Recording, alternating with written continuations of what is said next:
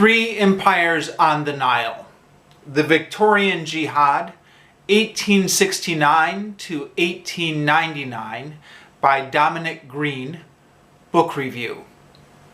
So this book was originally published in 2007 and was one of a number of books that came out during those years, which was retelling a period of colonial history, but was retelling it with an eye towards examining what was going on in the Iraq and Afghanistan war at the time, the George W. Bush years, in other words. I think there were a number of books like that came out during that time. I've reviewed a few of them on this channel, actually. Total War by David Bell, The Great Upheaval by Jay Winnick, Napoleon's Egypt by Juan Cole, to a lesser extent, Lafayette and Washington, or Washington and Lafayette, I forget which one, by, what was the guy's name? I forget. Anyways, point being, a number of books came out during the George W. Bush years, which were re-examining some sort of incident of colonialism or empire or class of civilizations through the lens of what was going on at the time in Iraq and Afghanistan, and is still going on to some extent, although it's no longer in the headlines nowadays. This book seemed to be one of them, and the tone is set right from the introduction. Quoting from the introduction: "In a major Arab nation, a secular tyranny is toppled by Western intervention, but an Islamic backlash turns the liberators into occupiers. Caught between interventionists at home and radical Islam abroad, a prime minister flounders. His ministers betray him, his alliances fall apart, and a runaway general makes policy in the field. As the media accuse Western soldiers of barbarity and a region slides into chaos, the armies of God clash on an ancient river and an accidental empire arises. This is not the Middle East in the 21st century, it is Africa in the 19th century."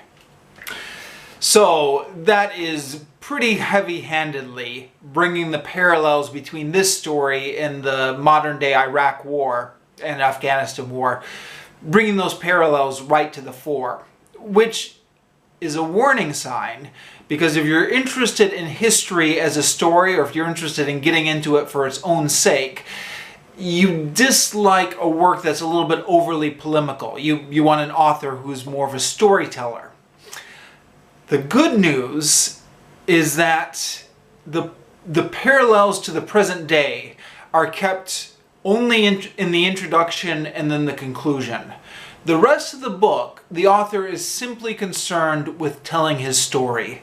So, you put up with a little bit of this in the introduction, you put up with a little bit of this in the conclusion, and then the rest of the rest of the book, you can just get immersed in the story. Bah. I almost wonder if the introduction and the conclusion were forced on the author by an editor. They don't seem to match with the rest of the book.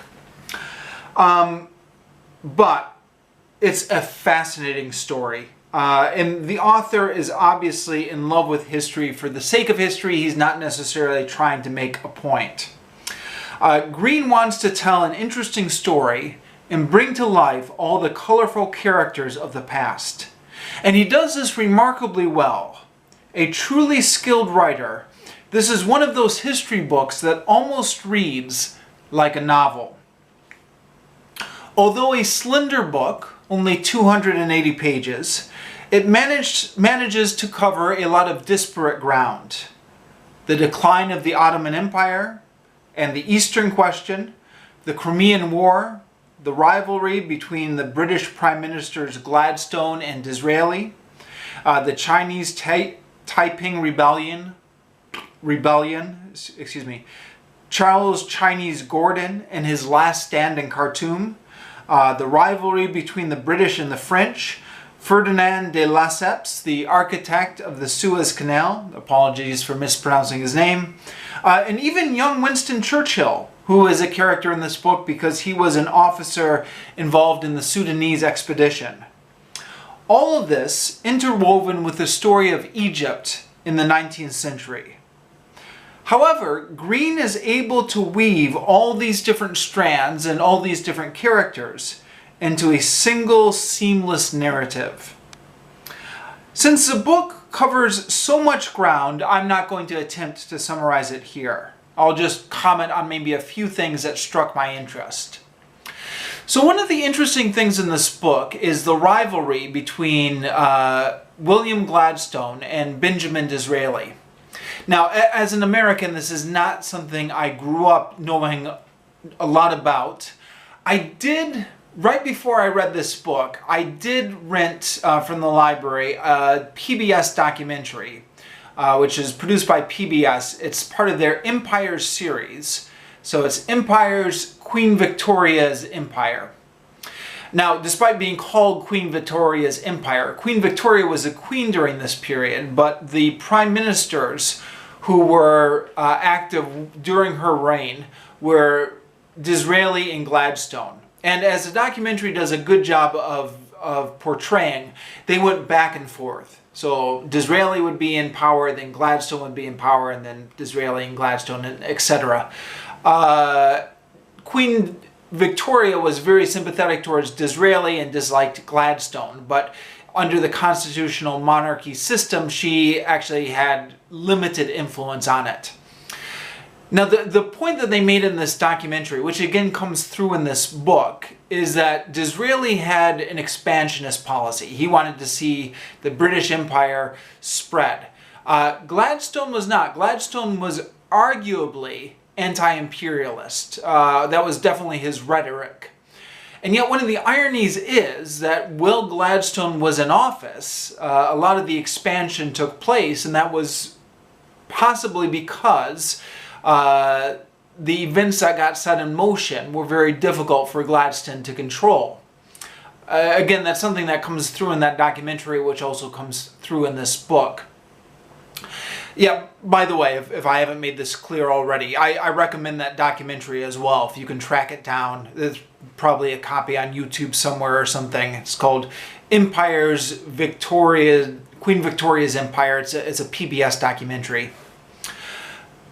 Another thing that was a key part in that documentary was Gordon's last stand at Khartoum. So, this was when Disraeli, and I guess spoiler alert, although this is history, when Gladstone was prime minister, there was a Islamic uprising in Sudan. And Gladstone wanted to just get the British troops out of there. He didn't want to get involved fighting this war with the Islamic uprising. So he sent a guy named Charles Gordon, who has a very long history, which is all in this book, by the way, Three Empires on the Nile. He was sent down to Khartoum to evacuate Khartoum. He got to Khartoum and he decided actually he didn't want to evacuate. He wanted to make a last stand at Khartoum, which put Gladstone in a very difficult position because here was this famous celebrity general holed up in Khartoum waiting for reinforcements. And Gladstone did not want to send reinforcements because Gladstone didn't want to get involved in the Sudanese war. And that drama plays out in this book. It's in that documentary as well. But it's in this book. It's one of the key points in this book. I'd known about it somewhat from that documentary. It's a fascinating story. It's one of many stories that's in this book, but it's probably the central story of this book. And yeah, it's fascinating. I mean, a side note here, when I was living in Melbourne, Australia, they had a statue erected of Charles Gordon in one of their parks. Now, as far as I know, Australia had nothing to do with Charles Gordon, but they were still part of the British Empire during the time that Charles Gordon made his famous last stand in Khartoum. And I imagine that after, I mean, again, spoiler alert, although it is history, after he was killed at Khartoum, because the British Empire as a whole was mourning him. That's why they built the statue to him in Melbourne. And I think the statue in Melbourne does date to the 1890s when he died. So that's just something I saw in my travels that made a little bit of a connection between what was there and that and is in this book. Anyways, it's a real interesting story, and it's interesting because it does portray how complicated the politics of empire and imperialism is. I mean, especially under Gladstone. Gladstone did not want an empire. He was campaigning against it. This was like his campaign promise that he was going to bring the troops home. And yet, because of political pressures both at home and because of a situation he couldn't control in Sudan, he ended up having to expand the war. I thought this was particularly interesting because I think we often have an image of the old empires, like the British Empire or the French Empire or the Spanish Empire, as being simply built on conquest. And that allows us to maybe create a false dichotomy between what's going on nowadays and the empires of the past. We think to ourselves, well, okay, the British, they just wanted to conquer and exploit the native people. But we Americans, when we get involved in a foreign place, we do it for humanitarian reasons. What's very interesting about this story is that the British were doing this in part for humanitarian reasons. There was a crusade to end slavery, which was a large part of why the British Army got involved in the Sudan in the first place. And then there was also a whole series of complicated events which made it difficult for the British Army to just leave the Sudan once there was an uprising there. Now, you could put on this any number of ideological lenses, but I guess the point is, and I think that the point that's relatively uncontroversial, is that history is complicated. And when you read this book, you see that it's complicated. But then again, to re-emphasize what I said at the beginning, the author here is not interested in creating a polemic. It does come through in the introduction, and it does come through in the conclusion. But in the middle, it's just storytelling. And it's wonderful, fascinating storytelling.